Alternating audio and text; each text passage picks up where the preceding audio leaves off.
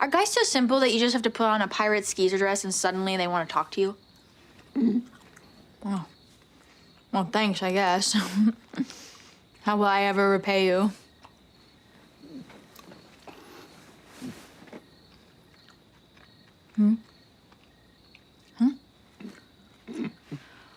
Well, I can't just get you new parts. I mean, you're a dead man.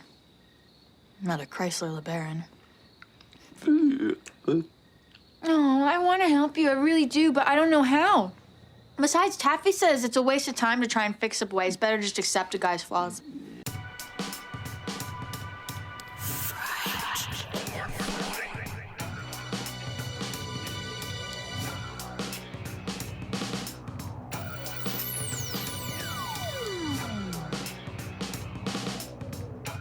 Welcome back, dear listeners, to the Fright or Flight podcast, a dead end special. Where we review movies not tied to a particular franchise. I'm Jumpscare Jer and/or Jer, the Fright of the podcast. And I'm Frankie, the Flight of the podcast. So today we are going to talk about none other than newly released Lisa Frankenstein. Yeah. We watched it together. We did. There was 4 of us. We were the only ones in the theater. No, we weren't. Well, apparently that was the case for a lot of theaters. Really? Yeah, this movie is not performing well whatsoever. But I don't think they released it with the intention of it performing well. I mean, I think a lot of studios now release like artsier film for the sake of art. Hey, I enjoy it. Yeah, because it's super original and super fun. And right now we're in this age where everyone's doing Frankenstein stories, and I personally love Frankenstein. It's a really good universal monster to fall in love with.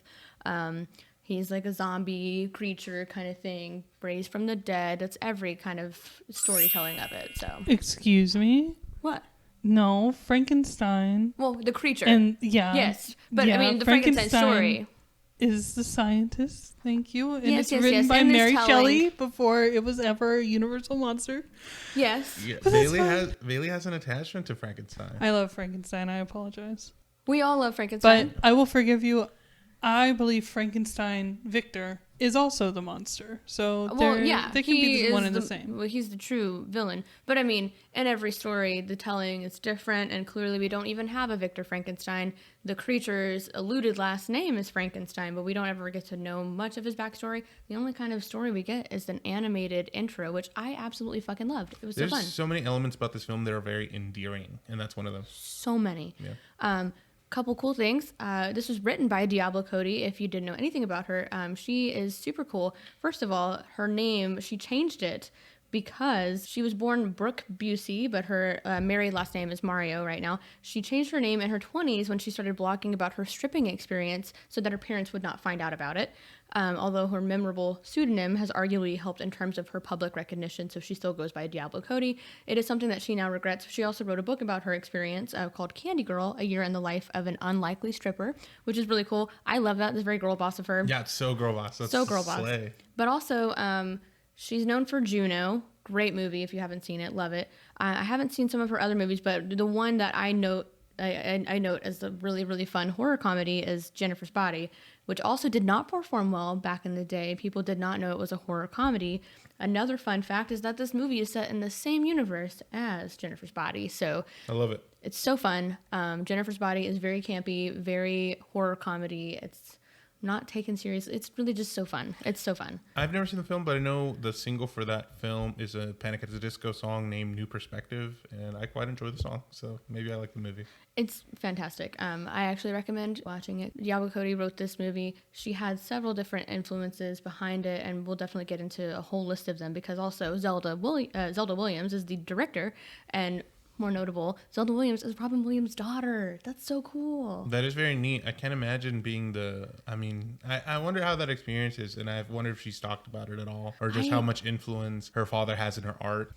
Right. She's super notable, and this is her first feature film. She's notable in so many other like short films that she's done. She's done several horror comedies.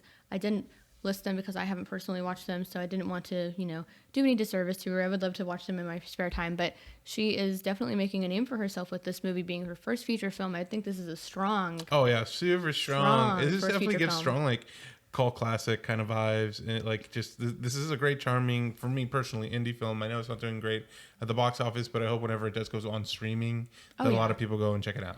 I know that, I mean, at least in my crowd of people, like my family and friends, a lot of them are interested in watching it. Some people have even asked me, hey, like how is this movie? I want to take my kids. Is it like appropriate for kids? And I'm like, fond, and like give them my opinion.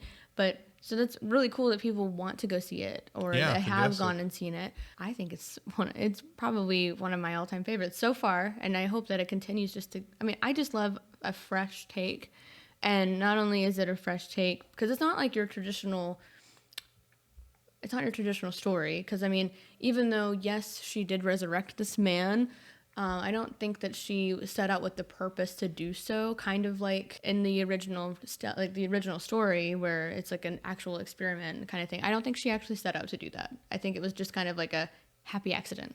Yeah, definitely. I'm in a Facebook group, right? Mm-hmm. And it's for people who have Regal Unlimited. And it's a charming Facebook group, and I love it. I'm a big fan of Facebook for this reason, just finding little communities to be a part of. Right. And it's just a bunch of people who have movie passes to go see whatever the movies they want to see every month. So everybody there watches a bunch of films, and there's a few posts about this film. Mm-hmm. And one of the things that some people have been talking about the poster and how like, oh my gosh, it's such a great poster, classic poster. It really is. So 80s. And like nowadays I feel like all the movie posters is just like 20 faces and then like a diagonal stripe going through it. And so I love the poster for this film. I agree. I have picked 3 of the notable posters that I've seen floating around. We took a picture with the one that, of them sitting on the tanning bed, LOL. Yeah, it's great because it looks it's like a car, and there's like electricity coming out of it. It's just so fun. I love it. I love the colors. The color scheme is beautiful. Beautiful. I love a good like, red and blue, purple, green, and pink kind of thing. Like all of those neon colors. Yeah, it's great. And I also like how it's art. It's not a photography. Yeah, I love that as well. It's just so fun. I agree. I think it just sets itself apart from other films so far in 2024. At least it makes me very excited to see what the trajectory will be for future films. But some cool references here that were listed, which I have a video to show you from Diablo Cody herself, listing some of her references with the writing. Zelda Williams mentioned An American Werewolf in London. I personally haven't seen it, but she said the neon lights were used a lot for night scenes in the 80s films. She really appreciated that and wanted to bring that essence to the movie.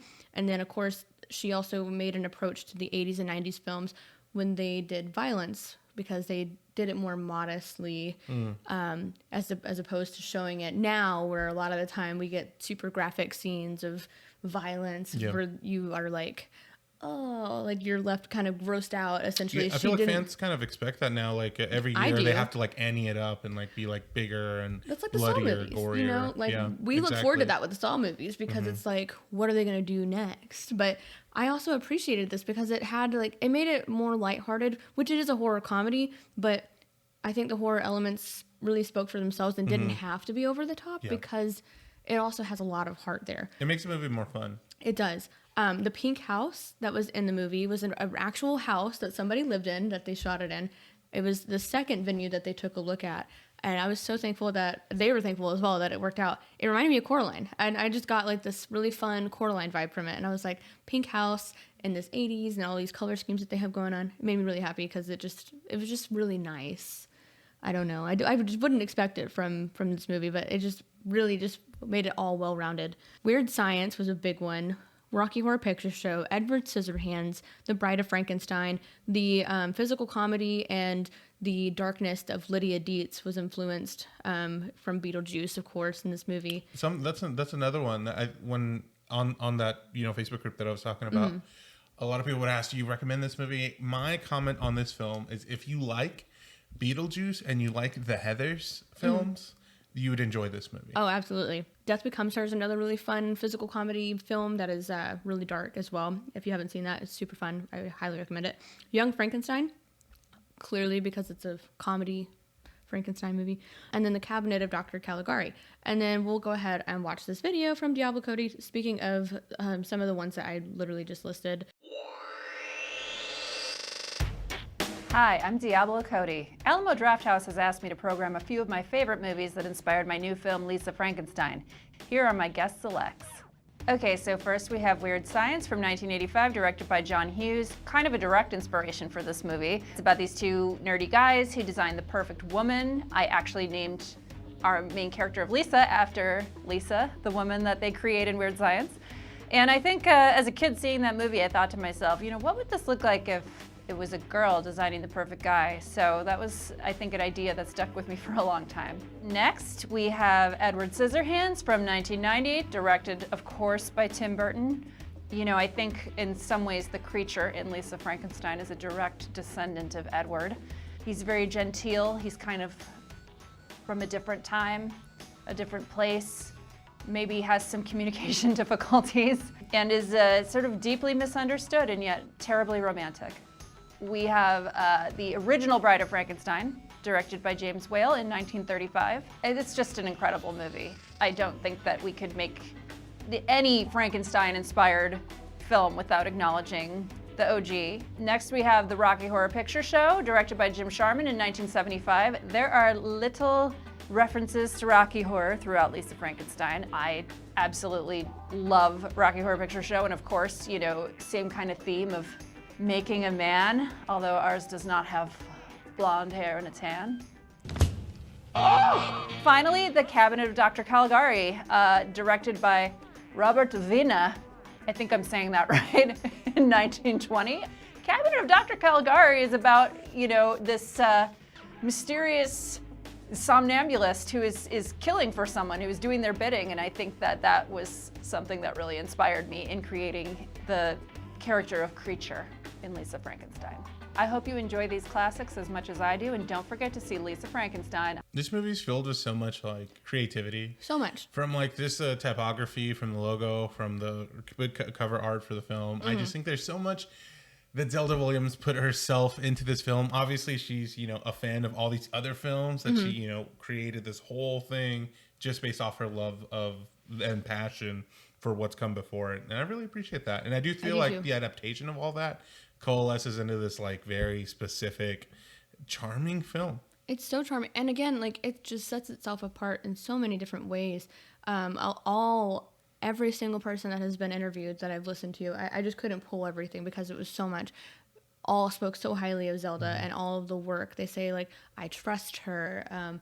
You can tell she puts her passion into this. So it's so awesome. And her and, Diablo Cody actually spoke to several different directors about this vision, and she said that she's heard several different pitches, and the one that she was most satisfied with and said yes, I love this was Zelda Williams. And I think that if it had been made by anybody else, we wouldn't have gotten this beautiful film, and I love it. Yeah, I definitely think she put her mark on it for sure. Oh my god, yes. And there's so many things that I could say about it, but I'll go ahead and let Bailey talk. I was just going to say the one thing that I loved about this movie is, or one of the things that I loved about it was, obviously it takes place in the 80s, but I feel like Zelda Williams did such a good job of taking those film inspirations, which a lot of them were 80s films, and making this an 80s film, where it feels like it was literally filmed in the 80s with the tropes of the 80s, camera work of the 80s. It literally feels like a direct descendant of Edward Scissorhands or something. It so does. And there's one specific thing that I'll talk about with that later. But let's get into the cast, because there's so many really cool characters that, we fall in love with, and we probably have love-hate relationships with. So we have who? Catherine Newton as hilariously named Lisa Swallows. Yeah, I thought what a great name for a very funny name. A teen film. You need a character with a very make-funnable name. Yeah, that's a very make-funnable name, because I was also swallows. This was done on purpose. They never made a joke about it, did they? They didn't, not to my knowledge. It's just funny for the viewers to see. Because I was like, wait, what's her name? She's great. I loved her so much. Yeah. I kept on praising her on the drive back home with Bailey. I was this actress really did so much with her role just independently that she wasn't just reading the script. She brought elements of her own into it, as every actor does. But the way she did it was in such a specific way that somebody of her age and somebody of her knowledge, you can tell she's been on the internet. You can tell that she has all these facial expressions that are have you ever seen those TikTok videos. Some people think they're cringe, but it's all like the anime faces, and they're going like Yes, that. but they're so cool. They're cool, and she obviously is aware of them because she sports a couple of those faces throughout the film. Her reactions, how she like hits the steering wheel with her head. She's very animated. Very animated. So and good. so specific to her that it lends to the character that Diablo Cody made. But it still Yes. fits with the 80s aesthetic, like including like her makeup, her look, everything about her just screams like this is exactly the way that she would act in this movie. Yeah. I don't know, she was it's great. perfect. I think the character's super cool in general. Mm-hmm. Like just from the band T-shirts that she gives the creature Yes. being Joy Division. She talks about the Cure in it. Yes. She has like posters in her room from 1930s films, and it's like it's so cool. amazing, so cool.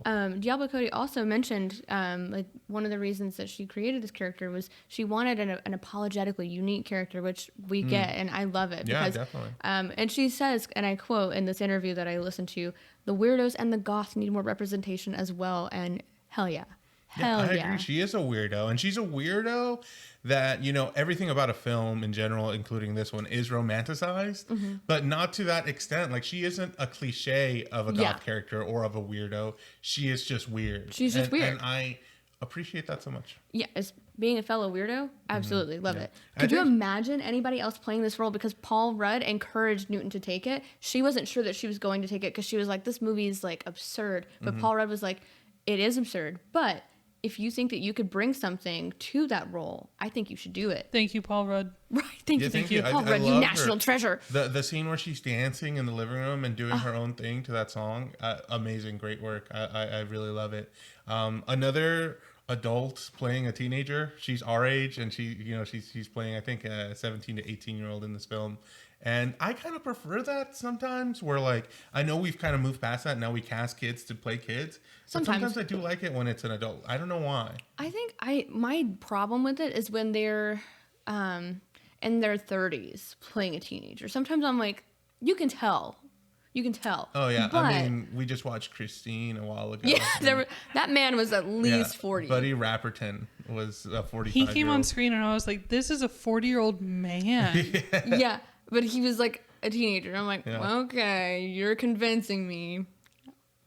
We also get Cole Sprouse, which I grew up watching Disney Channel, so I, of course, love the Sprouse brothers. Love them. I'm not familiar with them very much at all. I He can't cannot tell them apart. apart, yeah. I cannot, but Bailey can tell them What? apart. I can. Yeah, I can. Even when they were obviously. kids. Yes, even more so when they were kids. I would say. Especially even more so when they were kids. But like now as an adult, like I don't know, you see more of Cole Sprouse doing the acting thing. Well, Dylan's still acting, but I just don't see Dylan. Do you have a favorite? Okay, I have two questions. Okay.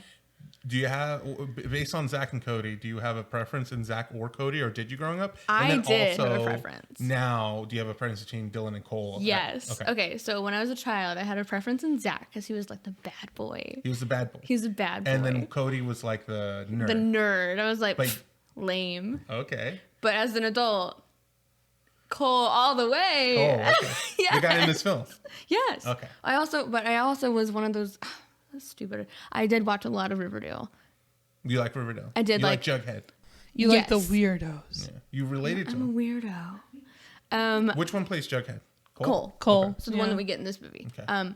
And I really like his acting though. I think that he's a really good actor. I mean, he's been doing it for a very long time. So I mean, you'd hope that they'd be decent at it. But you know, And he's older than us. He is. But I don't know who he's playing, like what age range he's playing. I don't know if we ever got confirmation throughout the film. no, Just a not- young bachelor, I would It's just say. supposed to be like Early a young, 20s. young, and it's alluded that he takes his own life, that kind of thing. We don't really get a lot of that because the only like introduction to his life that we do get is through that little animated introduction, which again love though, because that just you don't see that happen a lot, and I thought it was super unique because it was something you don't see every day in movies. That's right. And yeah, I mean, he plays a pianist, so we do get some of that information. He got his heart broken. And from Zelda and Diablo, the only backstory that they created for him was that they wanted him to be like a romantic, and then potentially like he was so heartbroken that he ended up taking his own life. That's the only background that Tragic. we do get. Tragic. Yeah, I So love tragic. tragedy. I'm a big fan of tragedy. I like sad things. I did not know that this is Cole Sprouse throughout the entire film until the very last scene where you see him reading to Lisa. Literally, not until the man spoke did he realize that it was Cole Sprouse. When it's just the camera's looking behind him, and as it's turning around onto that bench, you start seeing his face, and I'm like, man, he looks familiar. I cannot put my finger on it. You know what's funny is whenever we started seeing the trailers for this movie, like I had heard that it was in process and it was going to happen, and I was like, perfect, I'm excited.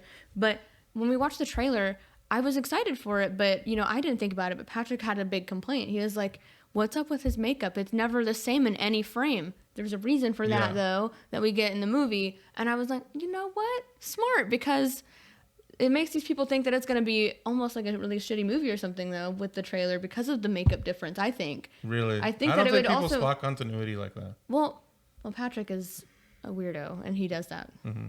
It bothers him. But he was like, I guess I'll go see this movie with you. But he ended up really liking it.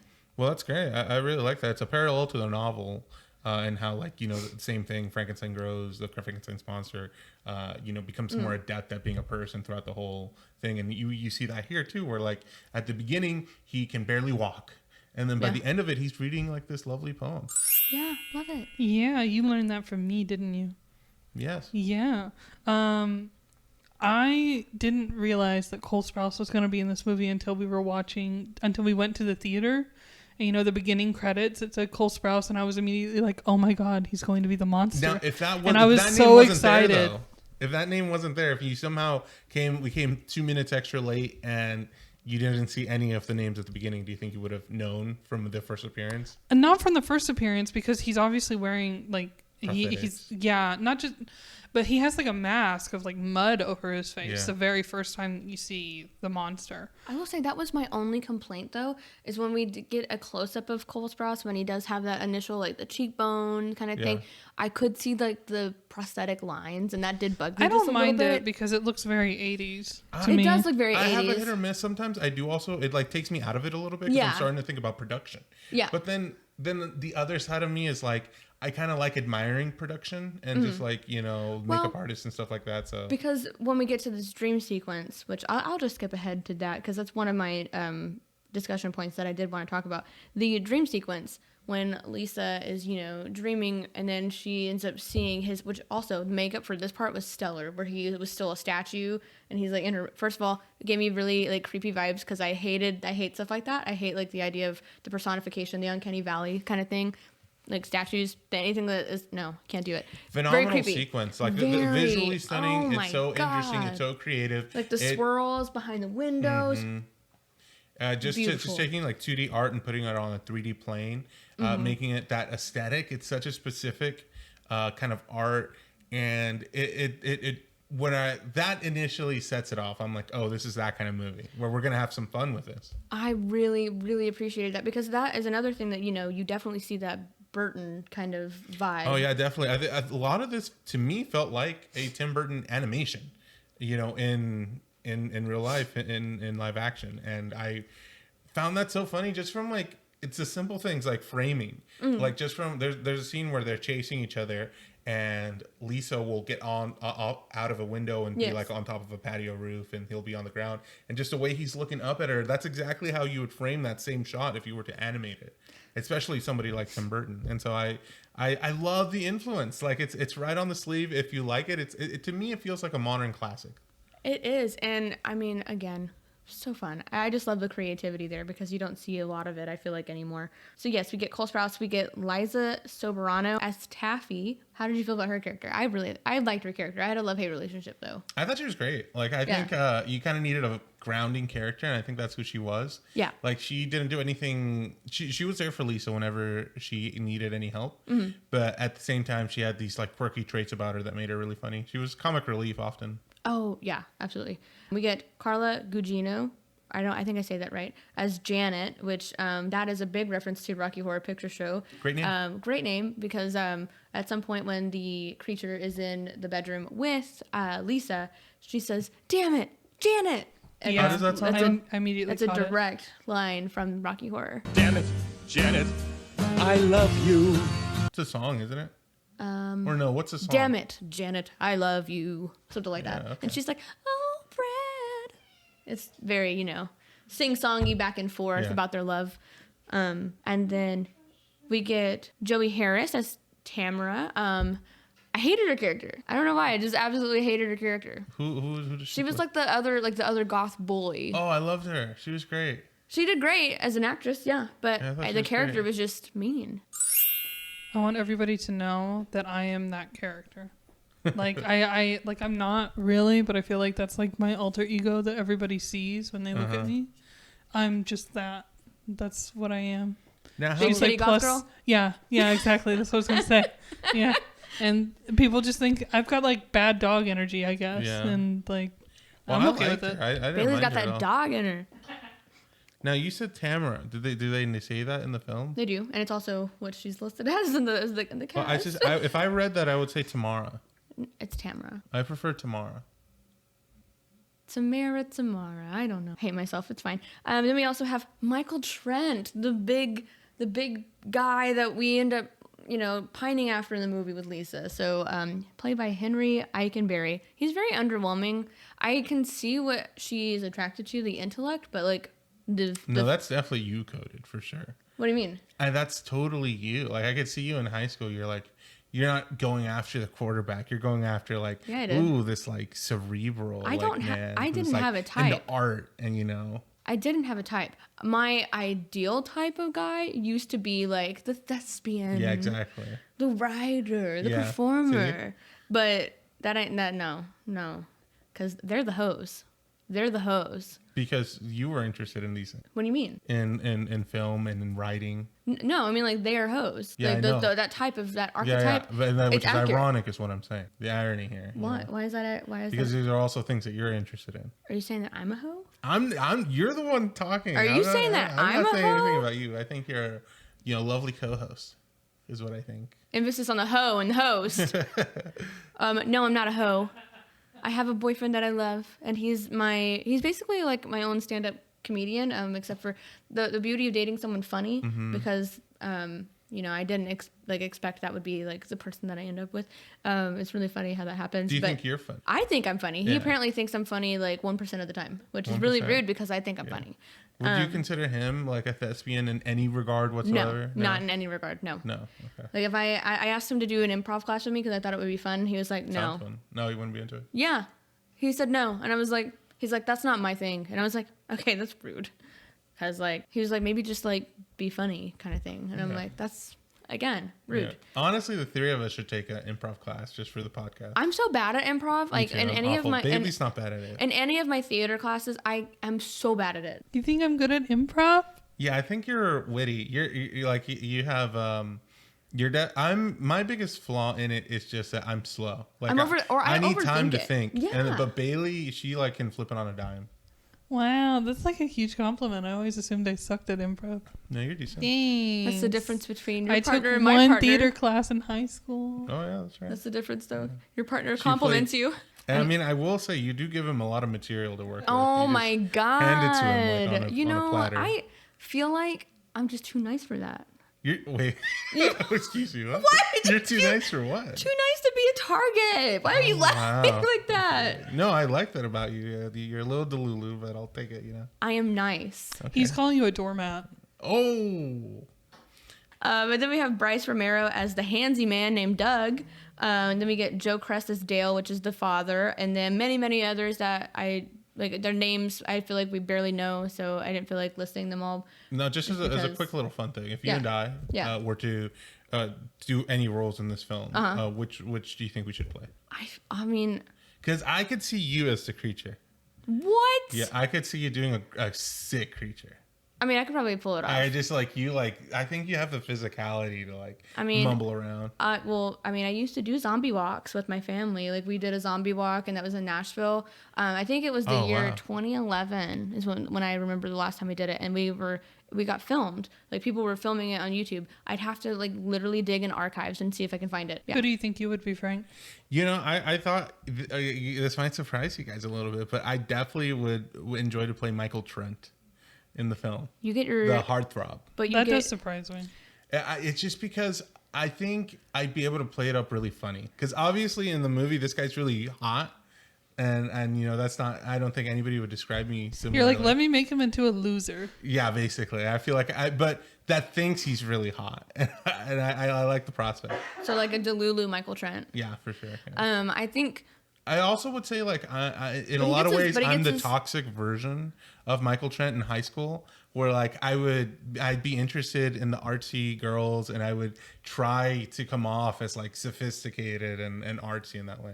you would want them to pine after you, and you'd Yeah. be like, Yeah, "You're way like loser." look at all the cool stuff I'm into. I mean, there's this whole monologue that Yeah. Lisa goes off at the end of the movie, and I'm just that immediately I was like, that's me, like that, the like signs. That's you. Alarms going You off in my like brain. resonated with that. Yeah, definitely. Yeah. So like you like all the cool things, but you don't want people to like your cool things with you. You're, I kind you're a of just want to gatekeeper. be like mysterious. Not now. This is like I'm saying high school me. And you know, I used to be a gatekeeper. you still are. I'm not a sometimes. gatekeeper Yeah, now. yeah. No, but I used to be, because I used to be like mad when people would like listen to the same music I would listen Yeah. to and be like, fuck, now I can't like it. But Yeah. I've gotten over that. I actually appreciate Sure. when other people get discovered, because then that means we can see them more often in our town. So love For it. sure. Yeah. Yeah. But now we're gonna play a clip from the movie, just to lead up into some more discussions that we can have regarding the plot. That's my dad's shoe phone. He got it for free with a subscription to Sports Illustrated.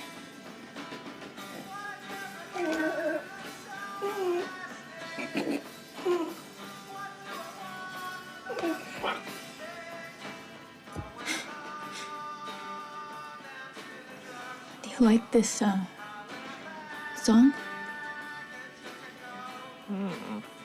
Do you like any other music? I have The Cure. Oh. No. It's not that kind of cure. It's like it's a band. They can't make you better. I mean, they can, but emotional.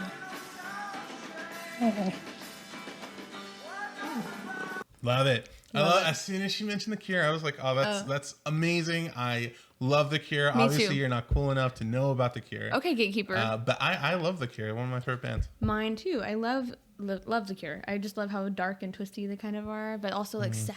So British in their voice. You know, a lot of people, you can find artists and you can't tell that they're British. You find out they're like, oh my gosh, they're British. Yeah. But The Cure is not one of those bands. Like, he sounds, Robert Smith, he sounds so British when he sings. Funny that you say that. I did not know they were British until like Oh, one day really? I heard him. I think Oh, whenever he had like a He big does, like, concert. Friday. The way they talk is just so specific. Okay, well that song, yes, but I don't know any of the other ones. Like one of my personal favorites is Lullaby. Great song. Because it's so creepy. Yeah. I'm like, oh.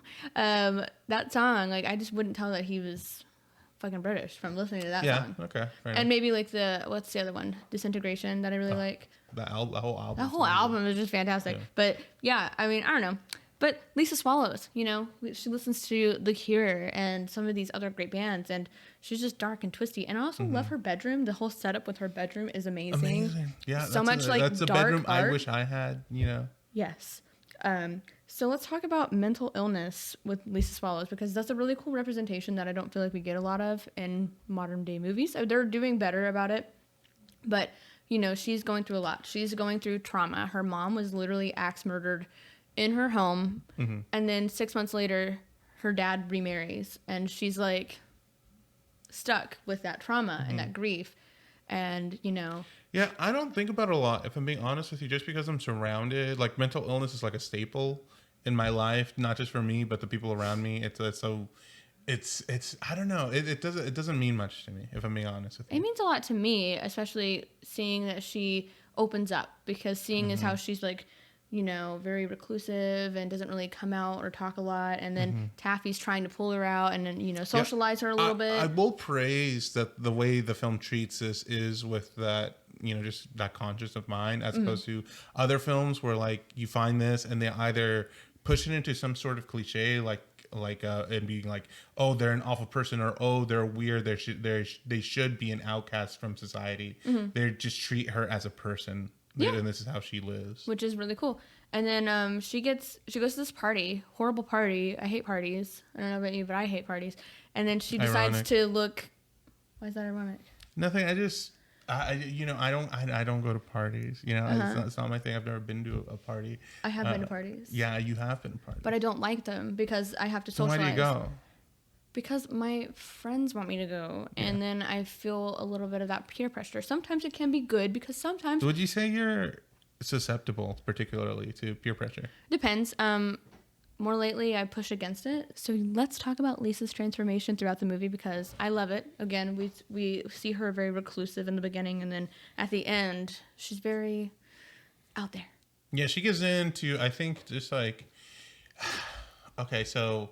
This is gonna be so like I'm about to make a correlation that is so off topic. Go ahead. But I think you tell me if you think that you agree with this, and it's just that not Marilyn, Charles Manson, right? Where the fuck are you going with this? Are you familiar with the man? Yes, I'm familiar. Do you know what he did? Yes. What did he do? Like he manipulated people into like doing his killing and stuff. Some people say that. No, 7 he did. murders happened. And what he was telling this group of young, impressionable kids is that the world was going to end. And so when these kids, really believed in that, their sense of consequence was thrown out the window, and they resorted to like their primal instincts. And a lot of people say, especially like the investigators of the case, that this is who the people were deep inside. And Charles Manson just like detached anything from keeping them from being that way, basically. That these people are all innate murderers, and that Charles Manson just like gave them the tool. Yeah, basically. And that kind of reminds you of Lisa Swallows, where I feel like she is put into this very tight box.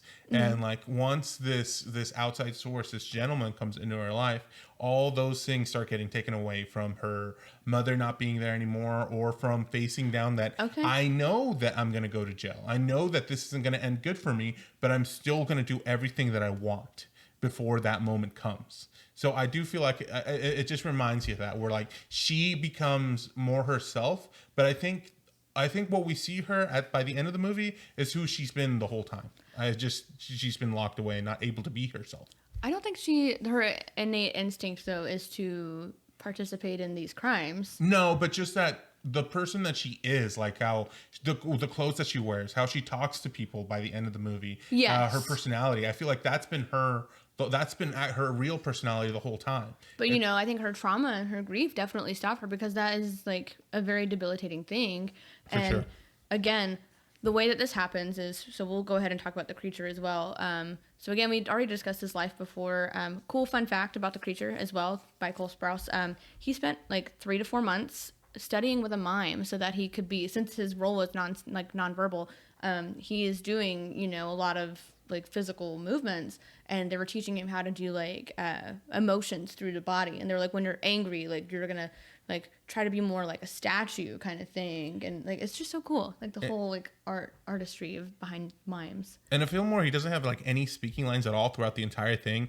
The level of expression he's able to come across throughout the whole film and just speak to us in like just physical ways is extensive. And I think the performance is worthy of awards. I think it was really well done. I agree. Yes, it was very fun.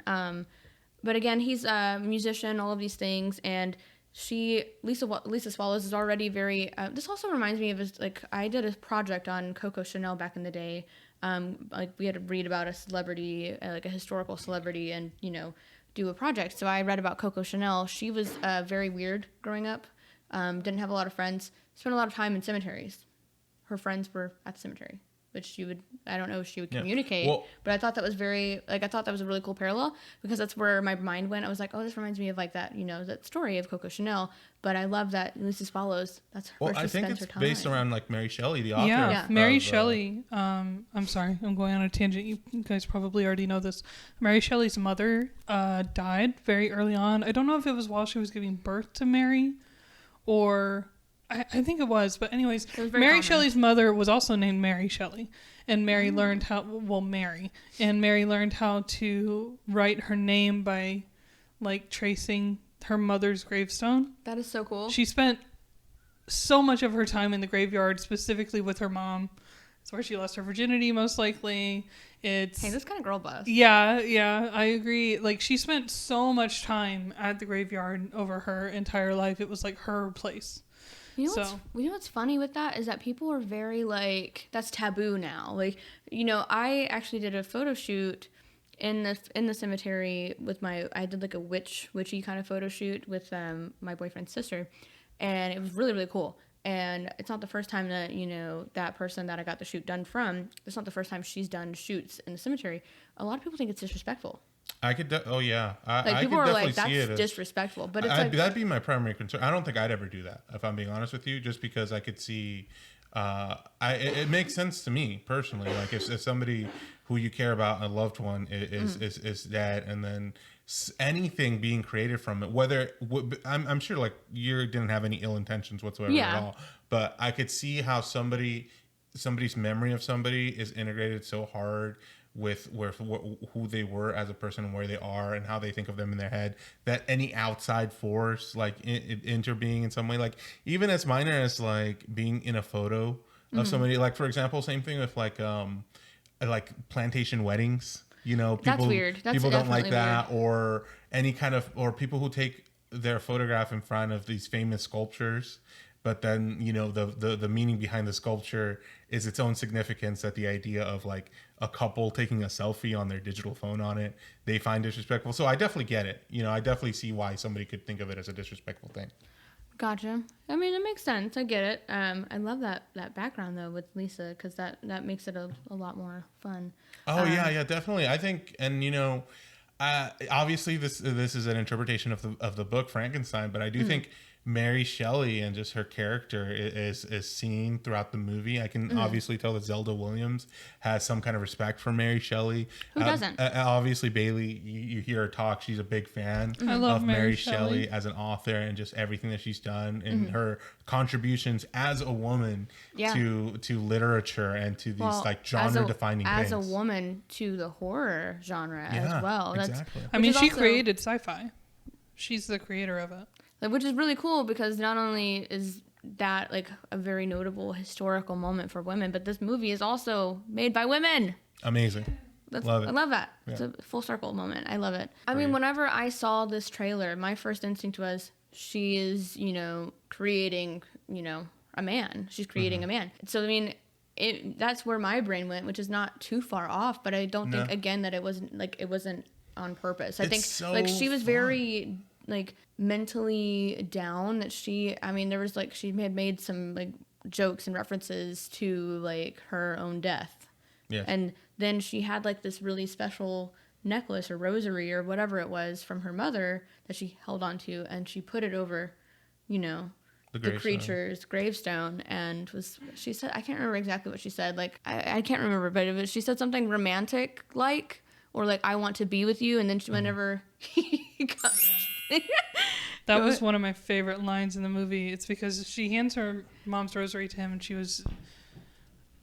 I think they're two separate scenes actually. It's just while she's super fucking high, she goes up to him and she's just like, I wish I could be with you right now. Yes. And then later on, when she actually meets up with him and they hang out, and he's resurrected, she says like, oh no, I didn't mean like be with you like romantically. I meant like in the ground, like dead. Like I didn't want to be on this plane of existence anymore. I thought that was hilarious. This is a morbid film, and it approaches morbidity in a very like, I mean, it's hard. Like I go through it. I think maybe I can speak for all of us here, where we're at a point in our lives as far as age is concerned where we're thinking about things in a very existential way. Yes. I think we're all forced to think of that a lot earlier. I've been thinking about it ever since I became an adult. Yeah. And it's films like this. Would my life be easier if I were here, kind of thing? Exactly. And you're like, no. Why am I thinking like that, kind of thing? And this movie kind of approaches that with some levity, which I think makes it a lot more comfortable to approach those ideas when we know we're being all silly goofy about it. But what's funny is that like she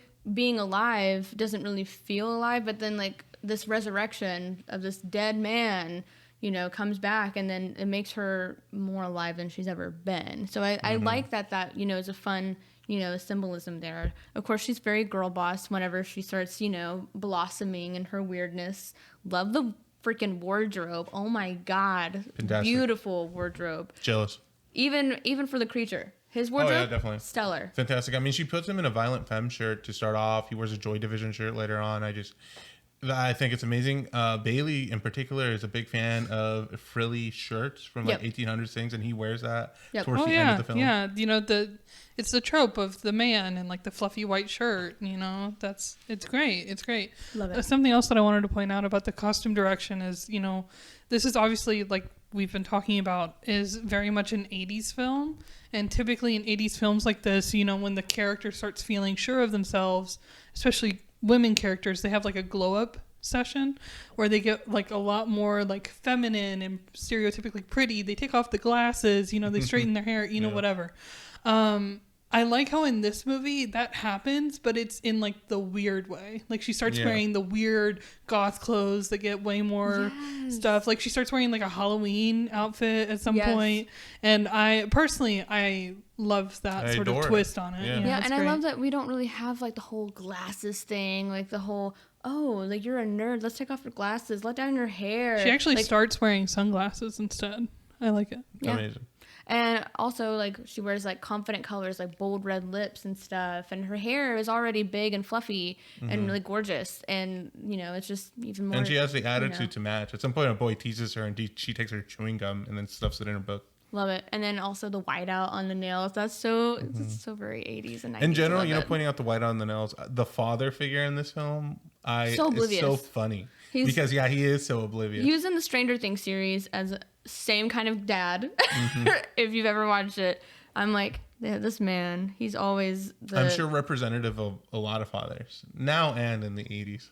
Yes, it's like, but also I hate his character so much at the same time. Because he doesn't pay attention to Lisa at all. Yeah, exactly. I think that's the point. Yeah, that he kind of.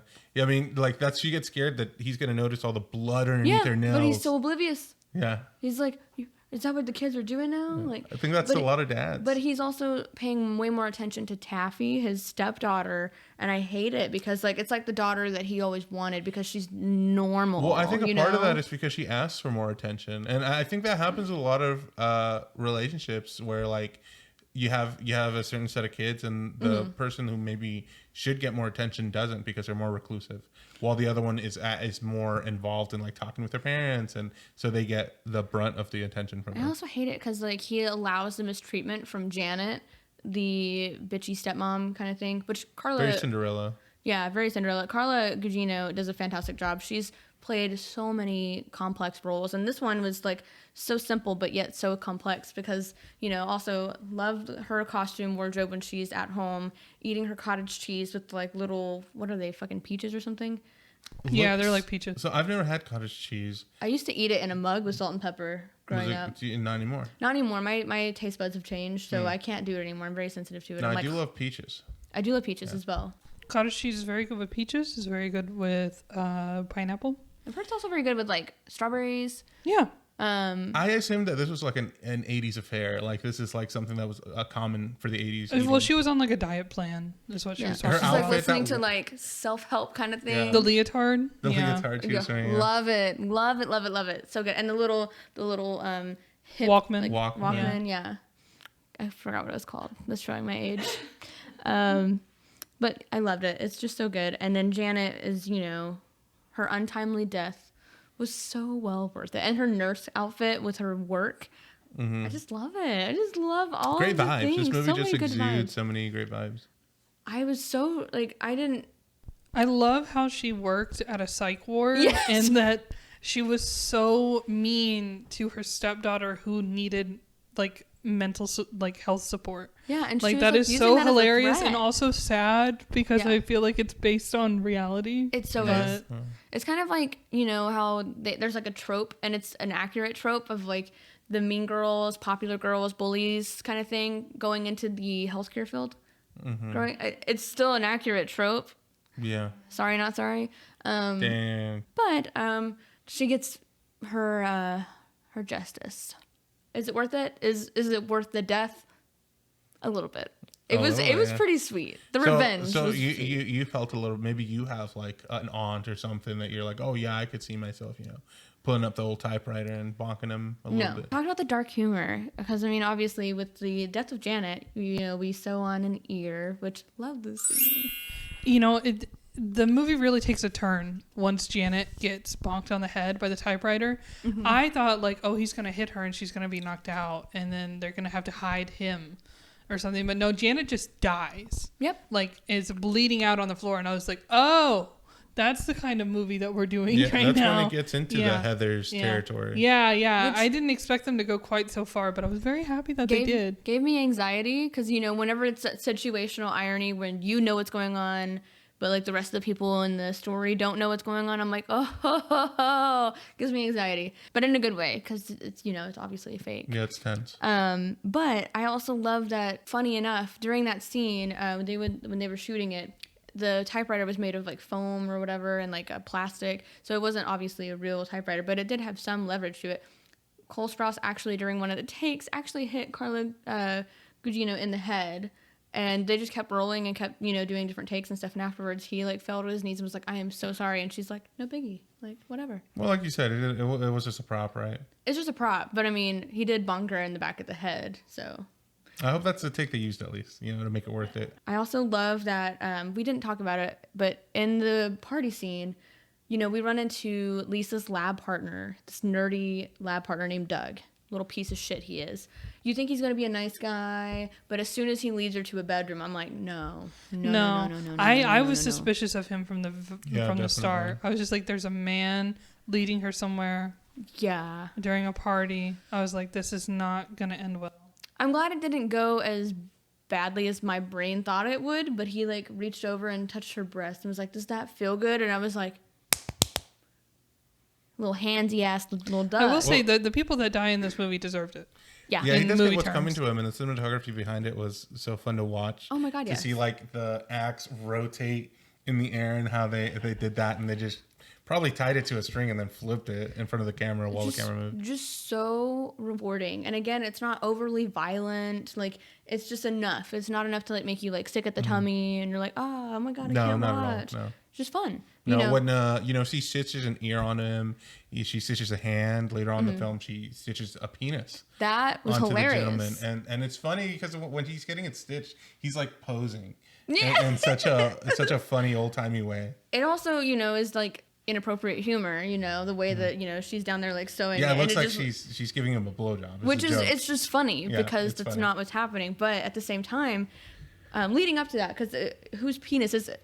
It's my friend Michael Trent's penis. Michael Trent's penis, because plot twist, Taffy knows that Lisa likes him a lot. So Lisa's like, I'm gonna lose my virginity to him, and goes to present herself. So like, this is the lead up that we've been waiting for. We're like, oh shit, it's just gonna happen.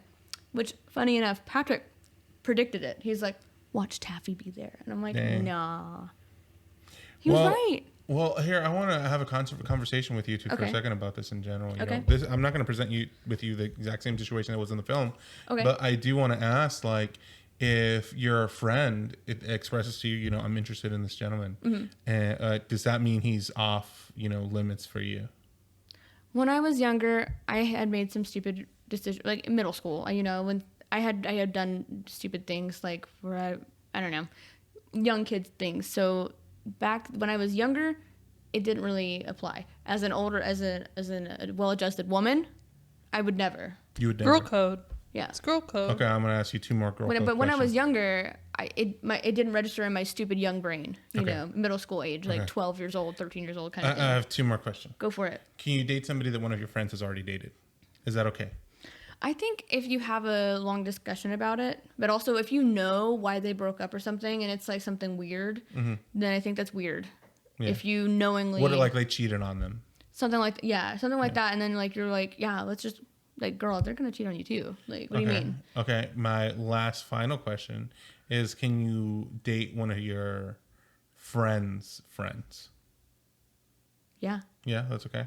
Well, yeah, why not? I don't know. Some people get a little possessive. Like, oh, they're my friend now. They're hanging out with you all the time. Oh, I understand. That's like a personal problem. The crossing of the friend group. Sometimes people are very weird about that. But I mean, I in my experience, I know that like there are some of my friend groups I don't feel like would mesh well with some of my other friend groups, and it's not like personality wise kind of. Well, I guess it is personality wise. Yeah. We're like for example, like my friend group with you and Bailey and some of our other friends, I don't feel like would mesh with some of my other friend groups. And it's not to say that you guys aren't great people and they're not great people. It's just sometimes I just don't think the personalities would mix. Yeah.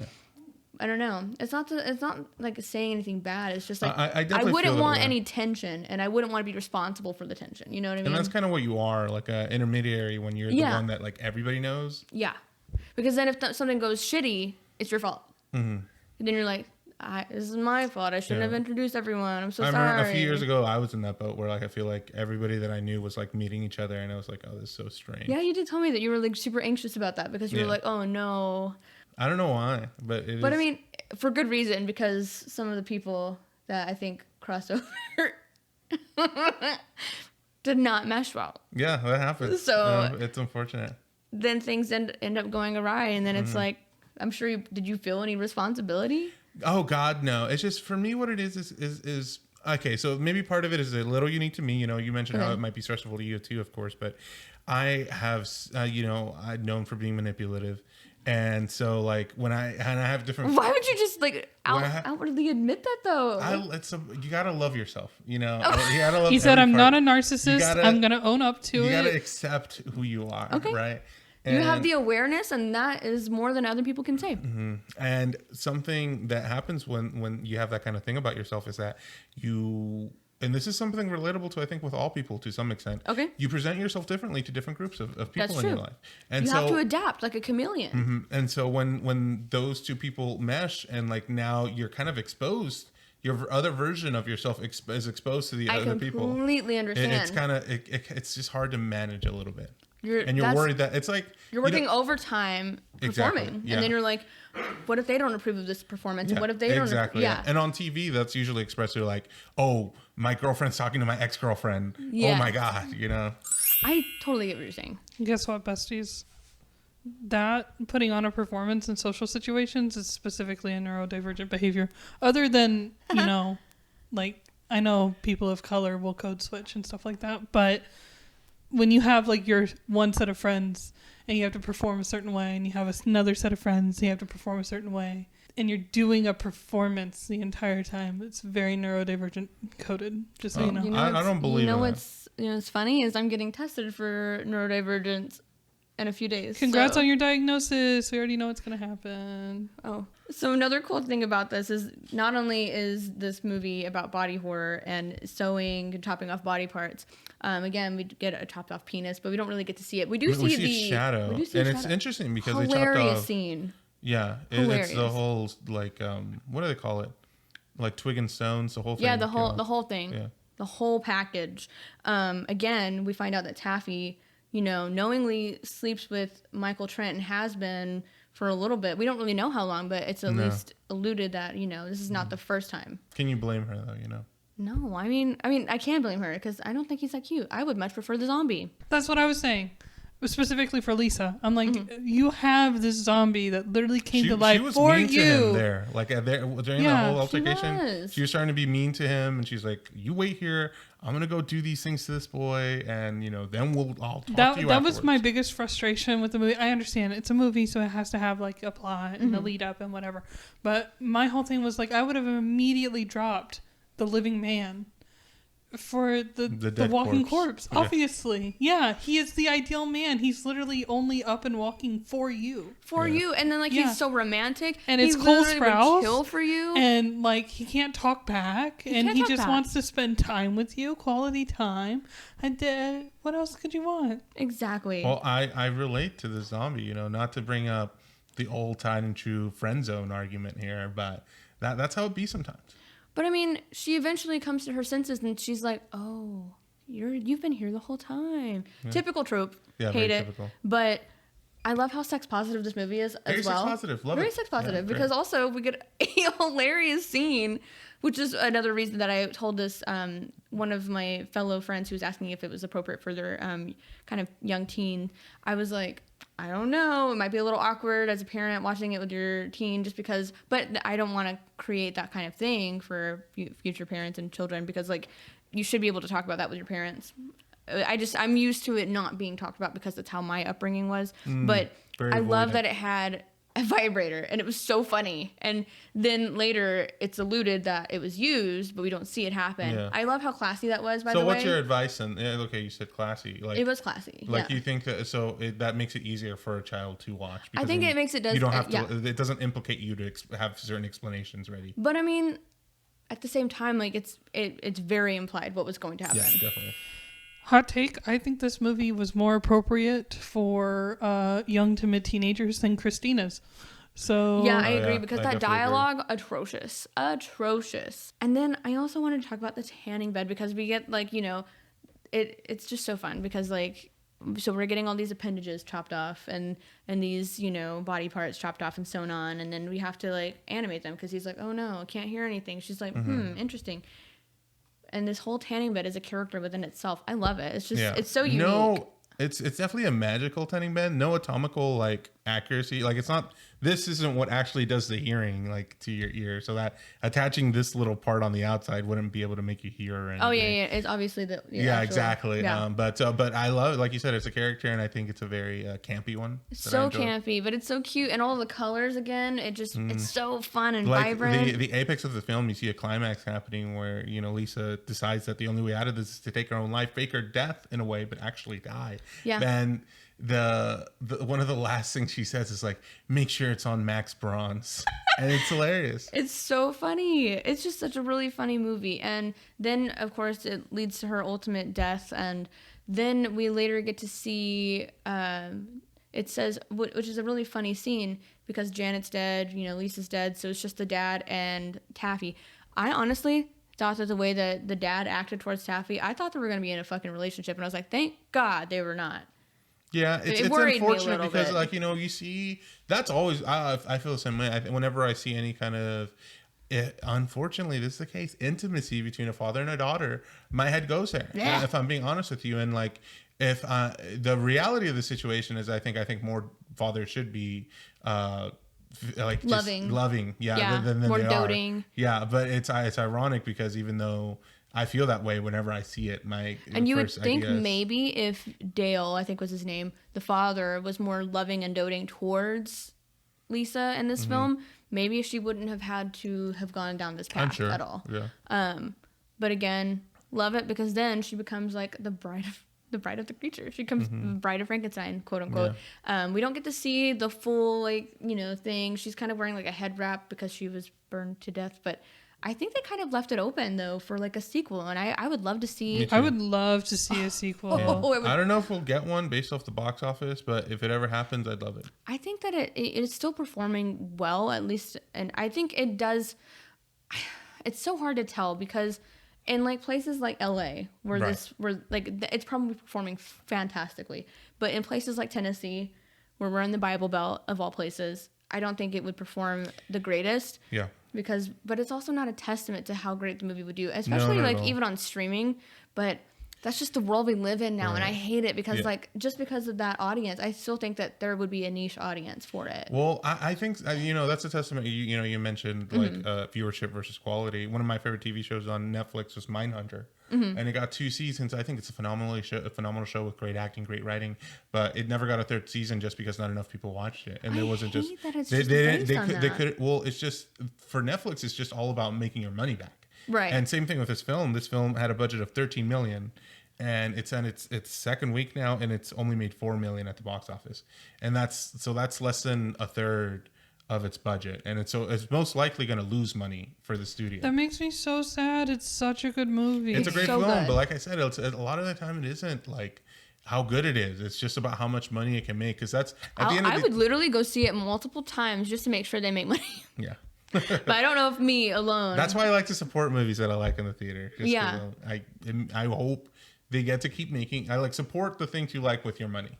Right, but I mean, like, that's my thing is, like, this movie left it so open that we could see, like, more. Because I would love to see, like, Lisa being, like, actually undead, It would just be really fun. Yeah. And then maybe she comes back to torment people or something. I don't know. No, you're right. Yeah, and it would be really fun. It is what a lot of these films are based off of. It's hard to tell. You know, we watched Thanksgiving earlier this year, and that movie more than doubled its budget.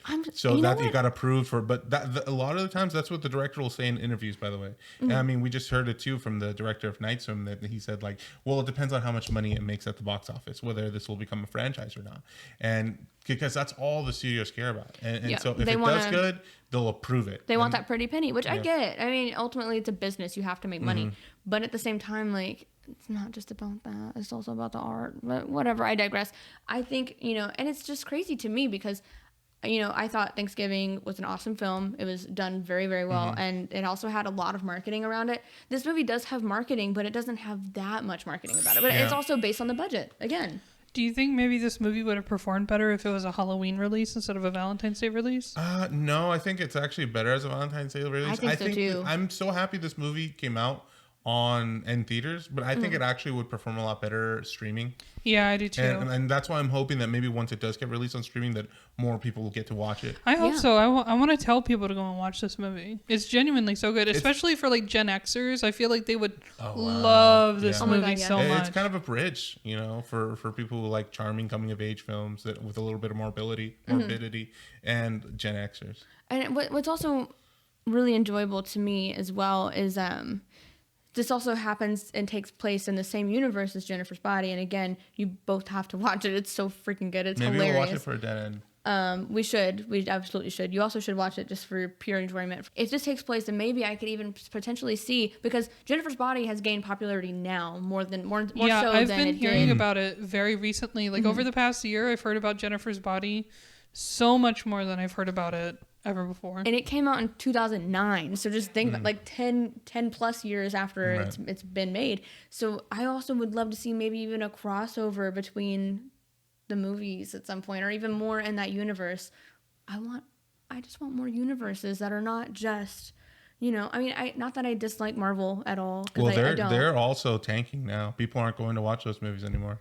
I think we're just burned out from them, you know. Exactly, I just love, I mean, and even though that's not like original content because it's based on comic books and stuff. I mean, some of it is original because you have to, you know. Yeah, it's definitely a concern that's always on my mind, because it is, people are going to the theater less and less, and you know, for the last 5 years, there's been people concerned that it'll come to a point where we won't have movie theaters anymore. Please God, no. I love the theater. I don't think that's going to happen. I also love the popcorn. The popcorn's the beauty of the theater. So if you listen to this podcast, know that we're big time theater supporters. I mean, we have movie passes to go to the theater all the time. And if you want to go see a movie, like, please go support it. It does make a difference. I mean, we went to go see around the holiday horror. We saw, what was it called? It's a Wonderful Knife. That movie did not perform amazingly, and it was also made to be a Shudder film, but they also did a theater release as well. And I think that, you know, even though it wasn't a great movie, it was fun. It was still a good time, and I enjoyed the experience of seeing it in a very small, intimate theater. Yeah, we did an episode on it. We did do an episode on it. Where the villain was the Aurora Borealis. So another really cool thing, again, soundtrack. They really immerse you into that 80s vibe. Yeah, something I was upset about with the soundtrack is that they name dropped The Cure, but didn't have a Cure song in the soundtrack. Yeah. How dare they? Maybe they couldn't get the rights. Maybe, but I did love the whole sequence of like playing the piano and then having her sing and dance to the song. That was amazing. Can't Fight This Feeling Anymore. They also had a release of it. The song was also done in the movie somewhere. JoJo, I'm sure you're familiar with that singer at all, are you? JoJo? Mm-hmm. Zelda Williams has directed a few of her music videos. She did Can't Fight This Feeling Anymore for this movie. So it's really cool. Yeah, okay. And again, we talked about the set and the wardrobe and how awesome it was. But there was something that was not landed into the final cut, which was a deleted scene that Cole Sprouse said that he really, really liked, especially Catherine Newton's performance. And so we'll play this clip about this deleted scene that we didn't end up seeing. You know, I don't actually think it's in the final cut of the movie, but there is a scene where we're laying in bed, not to spoil too much, but we're laying in bed and we're drinking milk, and which is already awesome. As one does, some post-coital milk. But the original scene of the movie was us smoking weed, and the vapors are coming through the holes in my chest. Oh, that's clever. And you gave a very different version of the scene than what ended up in. The scene that we have is a little bit lighter in tone, but you gave a really, really introspective and like a longing kind of take. And I really liked that take. We had to, because of the limitations for the smoke and all that sort of stuff. It didn't end up in the final cut, but I really liked that take. So the one that's in is just terrible. I mean, you're good in every scene, but that one surprised me because I didn't read the scene like that. It's funny. Isn't that funny? Yeah, Like to see like the smoke come out, but then it's also like if the smoke is coming, how is he able to drink milk? Yeah. I just don't understand. But different storytelling. Well, your lungs and your stomach are different. Yeah, that's Very true. holes could Like be different places. Yeah, That's true. Exactly. We don't really know. We don't really get to see the full body of the creature. So Yeah, who not knows? really, no. Would you have like that, or do you enjoy, you say, how classy, as you call it, it is? The modesty. I mean, it doesn't. It just depends. I mean, I love a good creature feature, so I really enjoyed it. Because they as it had was. like this like interesting animated sequence with them like flying a rocket ship to the moon. Yes. Oh my God. We forgot to talk about that. That was when they supposedly had sex. Yes. Loved it. She left her virginity to the creature. I liked the modesty because I felt like it makes it more corny. Yes. And I like it being corny because it just adds to the whole like, oh, well, being so morbid is a joke, so being so Me sexual too. is also a joke. To make a comparison, another Frankenstein movie that came out earlier this year is this film called Poor Things. Yes. And that movie, on the other hand, is very explicit. Yes, I've heard, and actually this interviewer that was speaking to them actually asked Diablo Cody and Zelda Williams how they thought the creature, and I guess her name was Bella Baxter, was that her name? She asked how she thought that they were going to interact or something, and they thought that would be an interesting take to see those two interact, Yeah. but again, I haven't seen Poor Things yet. I do plan to watch it. I think you'd really enjoy it. Fantastic watch. It's very disturbing, very absurdist, but I loved it. I love all the Frankenstein movies that we're getting. We're getting so many, and I love it. I just love people creating more adaptations of these universal monsters. It's just fun because even though it's not always original, but like these lately have been very original, and I just love it. And like we're gonna get a Nosferatu this year. Yes. And it feels like every so often we have like a revival of these like these creatures. And for a while it was like the theme was like cults, and we're still getting some cultist kind of stuff. But right now it's like the revivaling of Frankenstein, which is really ironic because it's a whole resurrection. But I just think it's fun because I don't know. It's hard to know what to expect next. Yeah, I mean, definitely. I don't think a lot of people think when people think of Frankenstein, or at least people of my generation, they think more so, those bolts. We saw those cartoons a lot. Yeah. And like Alvin and the Chipmunks, or just The Fairly Odd Parents, several episodes where the Frankenstein's interpreted and depicted. And usually, the films that we're getting isn't the kind of thing you think of. It's definitely a unique, creative take. And I appreciate it because it's like, it's the best of both worlds. I mean, a big popularity of like the Marvel films or the DC films, Batman or whatever, is that we all know these characters. And now we're getting something that is both recognizable, like we all know what Frankenstein is, but done in a very like artistic way. I could write a whole dissertation about this. It's because for so long, everything that we have had media-wise for Frankenstein has been based off of the Universal franchise. Whereas now we're finally getting the biblically accurate like interpretations where people are interpreting the novel and the stuff, like all the weird, messed up, morbid things of the novel. Significantly more gothic. Yeah, significantly more gothic, significantly more absurdist. And I love that. I love the original Universal monster too, of course. But I mean, just comparing the two, they're two completely different stories. So it's so awesome to get like the dichotomy of things like the Universal monster, Young Frankenstein, Rocky Horror, and then you get this movie, Lisa Frankenstein and Poor Things, which is, like I said, technically a more biblically accurate version of the Frankenstein story. So it's great. It makes me so happy. I love it.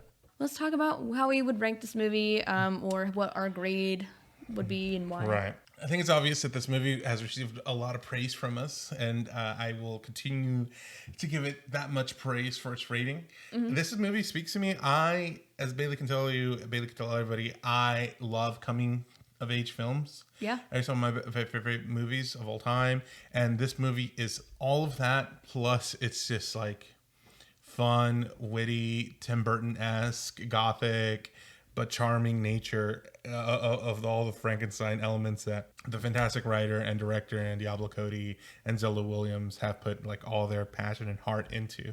And so I give this movie an A.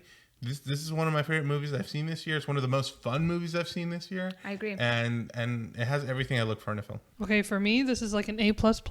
Obviously, I love anything Frankenstein. I could rant about it for hours. I love this movie. I love what Zelda Williams and Diablo did with it. I think it's so great. I think it's so fun. It's honestly on the same level for me as Poor Things. Obviously, they're two very different movies. I'm not going to rewatch Poor Things very often, but it's going to resonate with me forever. This movie, I feel like I could rewatch every year. Yeah, around Valentine's Day and Halloween. Honestly, I love it. Same thing for me. I would say A++. It's just so fun. Like, I was like, this is weird, unique, twisty, and dark, but also romantic. And I also love, like, I don't know, I love the trope of, like, the alive person and, like, the monster kind of, like, love thing. I don't know. I've always loved that. Like, you were telling us that, like, you'd be into him a lot earlier in the film. Oh, yeah. So you go follow us on socials. We'll see you next week, and follow us on socials at Fright Flight Pod. Thanks for listening, guys. We'll see you next time. Bye. Bye. Bye. Thank you for listening to Fright or Flight, a Live Oaks Village production. This episode was hosted by Geraldine Johnson and Saul Alberto Arzmendi Ochoa. Produced by me, Bailey B. Edited by Geraldine Johnson and music composition by Saul Alberto Arzmendi Ochoa.